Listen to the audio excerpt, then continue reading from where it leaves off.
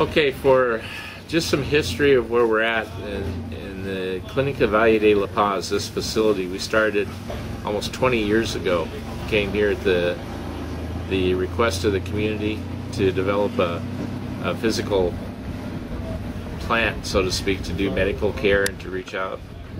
And we were here for a number of years, and then Yvonne and I had to leave. And after we left, it began to deteriorate in the skill of the doctors and the passion of the people.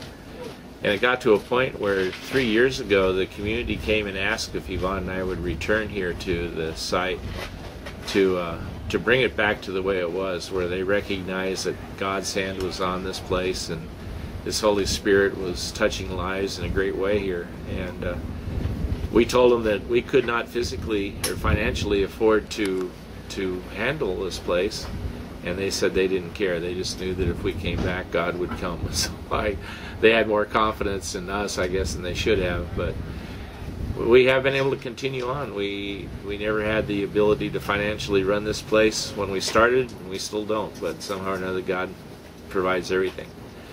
So we have medical care here 5 days a week, doctors here in the morning. And something that we just started in April is we're doing a physical therapy center for special needs children, ones like with polio, spina bifida, autism, those kinds of things. And we have students that come from the United States that are interested in physical therapy, and they work with these students or with these children. And that's something that most children here cannot receive, that kind of treatment.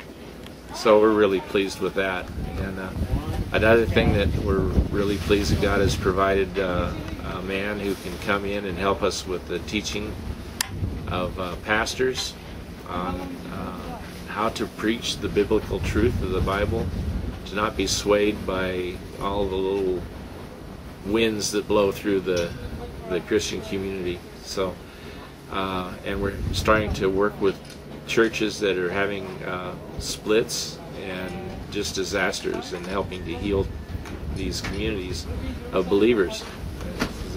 Satan loves to attack the pastors especially, and they get sidetracked and off into adultery or different kinds of sin, and so we have the opportunity to help them through that. So it's a great blessing. We see a great future for that. We've actually been asked to expand from the Mexicali Valley into Ensenada, Tijuana, and eventually into all of Mexico with that type of training. Another thing that has been a real blessing is I've been talking to people for a number of years about the church without walls, that the churches need to quit staying within their walls and to go outside of their walls, and not to keep everything in the church, but to pass it out. The more you pass out, the more God will bless you. And I had the president of one of the denominationals that are here in Mexico come and tell me that after 4 years he finally got it, and wanted to let me know that they had actually built a church in Veracruz that does not have walls. It only has a ceiling and a roof. And it's meant so that everything that is done will be seen by the community, and the people will be reaching out to the community. So a church without walls has become a reality, and now this association has asked if we might be willing to go into other parts of Mexico and to teach about the ministry style that we do and about this type of thing. So it's really awesome to see that happening.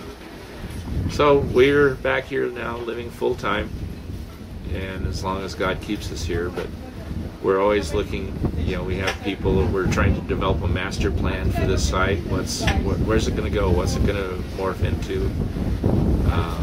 We've been working with the community with their soccer teams and their youth teams and reaching out to them. So we basically are just trying to show the love of God through physical work and through just building huge relationships with as many people as we can. And so that's where we're at now. We've been at this now for 26 years in Mexicali, which is a place where most people don't want to come.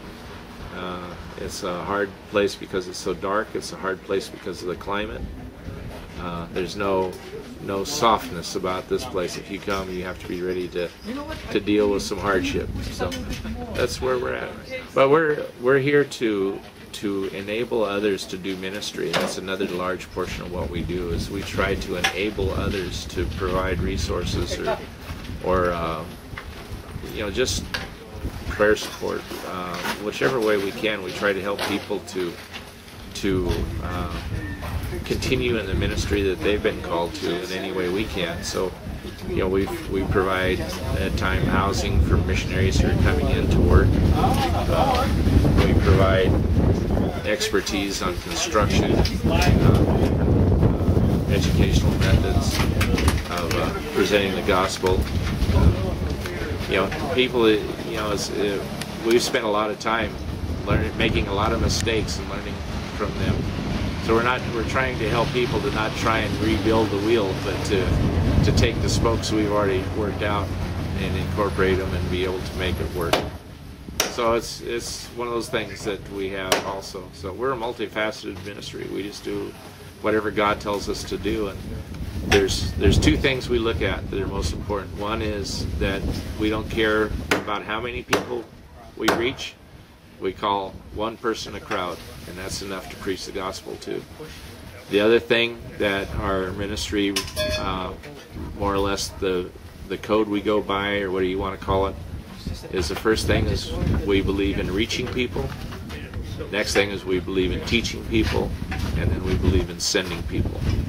So we reach, teach, and send. And the whole idea is that one day from Mexico and from Mexicali, we're going to be sending missionaries to other countries, including the United States, to reach them with the true gospel of Jesus Christ.